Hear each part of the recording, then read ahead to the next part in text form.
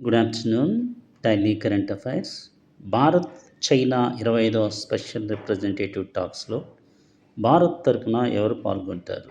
Ajit Doval.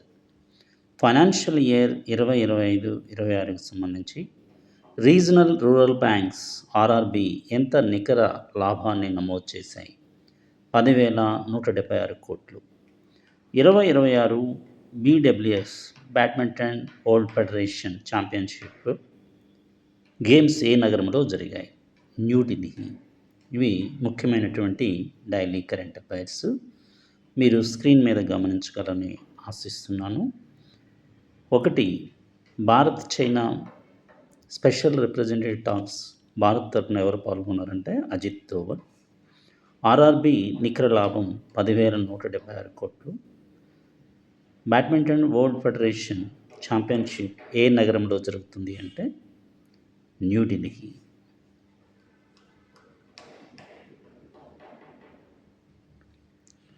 Next మనం గమనించినట్లయితే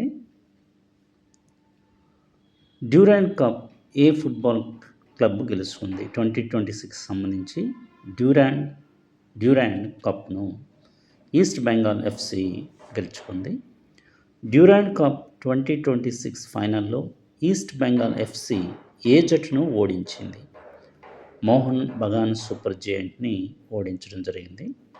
Bhubaneswar continental tour సిల్వర్లో పురుషులు జావలిన్ త్రోను ఎవరు గెలిచారు? Rohit Yadav. Aichi Nagoya Asian games 2026 కోసం భారత్ ఎంతమంది అథ్లెట్తో కూడిన కంటింజెంట్ని ఆమోదించింది అంటే 492 మందిని భారత్ ఆమోదించడం జరిగింది. ఇవి కూడా ఇంపార్టెంట్. ఒకసారి మీరు గమనించినట్లయితే డ్యూరాండ్ కప్ అనేది ఫుట్బాల్కు సంబంధించింది. 2026కు సంబంధించినటువంటి డ్యూరాండ్ కప్ను ఫైనల్లో ఎవరు గెలుచుకున్నారంటే ఈస్ట్ బెంగాల్ ఎఫ్సి ఏ జట్టుపై ఓడించిందంటే మోహన్ బగాన్ సంబంధించి ఓడించడం జరిగింది. అదేవిధంగా 8కి సంబంధించి మనం గమనించినట్లయితే 26 ఆగస్టున ప్రపంచవ్యాప్తంగా ఏ ముఖ్యమైన దినోత్సవాన్ని నిర్వహిస్తారు? ఉమెన్స్ ఈక్వాలిటీ డేని నిర్వహించడం జరుగుతుంది. 2026 ఆసియన్ గేమ్స్ ఏ దేశంలో జరగనున్నాయి? జపాన్లో జరుగుతున్నాయి. జపాన్. 2026 ఆర్బీఐ సెంట్రల్ బోర్డులో పార్ట్ టైం నాన్ అఫీషియల్ డైరెక్టర్గా ఎవరు నియమితులయ్యారు అంటే ఎస్ సోమనాథ్.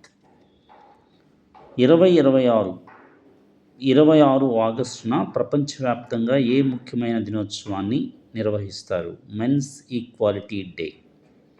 2026 ఆసియన్ గేమ్స్ ఏ దేశంలో జరగనున్నాయి? జపాన్. 2026లో ఆర్బీఐ సెంట్రల్ బోర్డులో పార్ట్ టైం నాన్ అఫీషియల్ డైరెక్టర్గా ఎవరు నియమితులయ్యారు? ఎస్ సోమనాథ్. ఇవి ఈరోజుకు సంబంధించినటువంటి కరెంట్ అఫైర్స్. అదేవిధంగా కొన్ని కప్స్ను కూడా మీకు పరిచయం చేయాలని ఆశిస్తున్నాను. వాటిలో డ్యూరాండ్ కప్ ఫుట్బాల్కి సంబంధించింది, దులీప్ ట్రోఫీ క్రికెట్కి సంబంధించింది, థామస్ కప్ బ్యాడ్మింటన్ మెన్కి సంబంధించింది, ఉబేర్ కప్ బ్యాడ్మింటన్ ఉమెన్స్కి సంబంధించింది, డేవిస్ కప్ టెన్నిస్ మెన్కి సంబంధించింది, బిల్లీ జీన్ కింగ్ కప్ అనేది టెన్నిస్లో ఉమెన్కి సంబంధించింది. ఇవి కూడా అనేక కాంపిటేటివ్ ఎగ్జామ్స్లో అడగటం జరుగుతుంది. కాబట్టి కాంపిటీటర్స్ అంటే యాస్పిరెంట్స్ మీరు కంపల్సరిగా వీటన్నిటి మీద దృష్టి సాధించాలి. ఈ వీడియో నచ్చినట్లయితే లైక్ చేయండి, అదేవిధంగా సబ్స్క్రైబ్ చేయండి, మరి మీ మిత్రులకు షేర్ చేయగలరని ఆశిస్తున్నాను. Thank you once again. Screen మీద మీకు క్వశ్చన్ పేపర్ కనపడుతుంది. అదేవిధంగా ఆన్సర్స్ కూడా ఇవ్వటం జరిగింది. మరియు కొన్ని ముఖ్యమైనటువంటి కప్స్ గురించి కూడా మీకు ఇంట్రడక్షన్ ఇవ్వటం జరిగింది. Thank you once again.